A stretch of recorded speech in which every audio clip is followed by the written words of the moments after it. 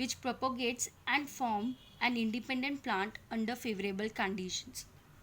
Example, there are natural methods of vegetative as well as artificial methods.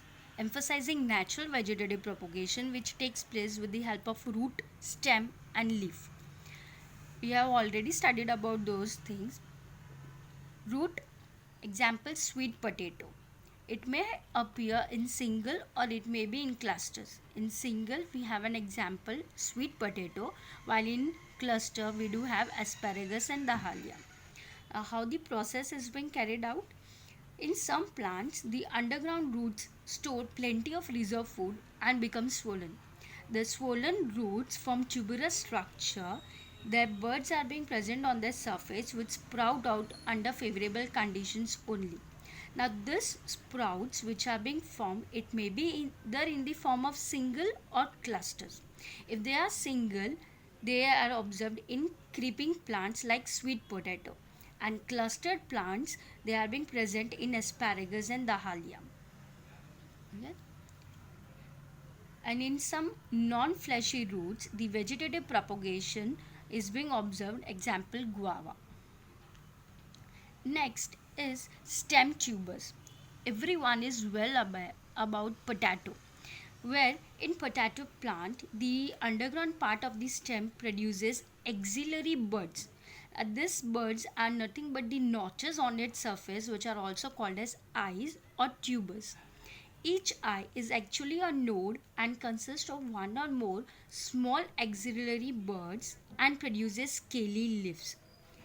The tuber is then cut into pieces, each at least with one eye, and then grown separately for commercial cultivation. You can see in the figure, the potato contains small eyes. These eyes then develop into buds, and these buds then later give out small scaly leaves. You might have observed those things during our daily routine. Next is leaf. Leaf, that is Bryophyllum, the best well-known example in leaf vegetative propagation. Over here, the Bryophyllum leaf is succulent, that is full of water, and the margins of this leaf are notched. Notched, that means it has small buds on its surfaces. These buds are called as adventitious buds. They are laterally present. They sprout out the leaf and the leafy shoots then shed off. Sometimes the sprouted leaf fall on the wet soil. They develop into independent plants. In some of the Bryophyllum, the new plants are formed only when the leaf is separated from the parent and falls on the wet soil. You can see in the figure as I have shown, these are small buds which are present on the margin. These buds develop small leaves, scaly leaves. If they remain attached with the mother cell, they do develop, and later on when they become mature, they shed off. Or sometimes initially the buds which are being present, they shed off from the leaf area and start developing as an individual plant. Moving ahead with artificial propagation. As we have seen natural vegetative propagation, that is from the parts of the plant, root, stem or leaf. Similarly, for the commercial production, the scientists have carried out artificial propagation, which gives them hybrid varieties of plant. We have lot of varieties of plants we have seen. Giving one example to you, that is mango. You have different varieties of mango like hapus, daseri, langda, etc.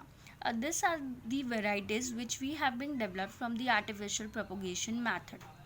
There are three methods in it: cutting, layering and grafting.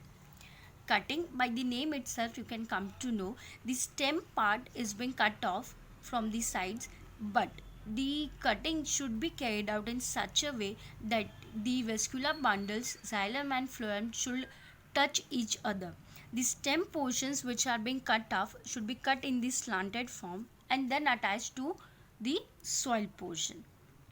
The xylem and the phloem vascular bundle should be intact with the soil so that the development of the plant can be carried out easily. Example, grapes, rose, bougainvillea. Next, layering. You can see in the figure, It is also a simple method in which the plant which is being grown, the branch of it is being bent down inside the soil, dipped, and a small portion is then removed out from the soil.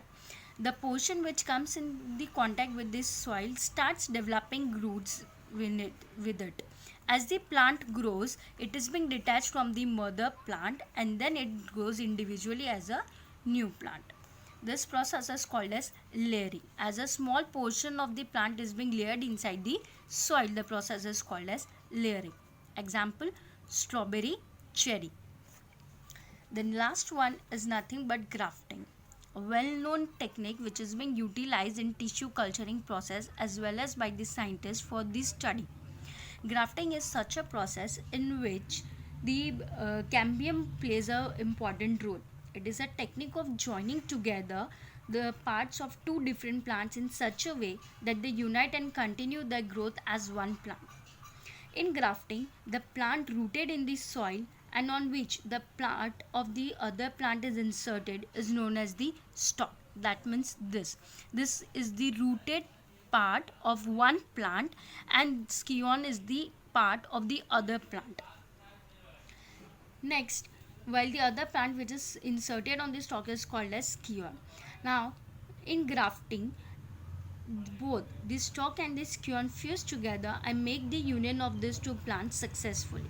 In monocots, they do have secondary growth and thus grafting is not possible. Mainly grafting is being carried out in dicot plants. In grafting, the cutted portions are being tied together and kept for their mixing of the contents. Over here, mixing is mean vascular bundles. That is, the xylem and phloem of one part mixes with the xylem and phloem of the other.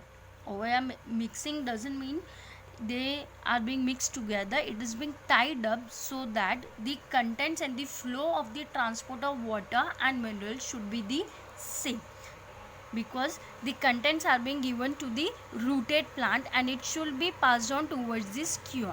So they are being cut in the slant portions as if vascular bundles will be attached to each other and then the development should be carried out.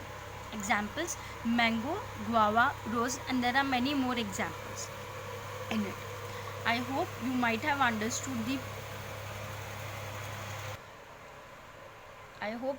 understood the processes of asexual reproduction. Although whatever doubts are being there, you can just ask me later.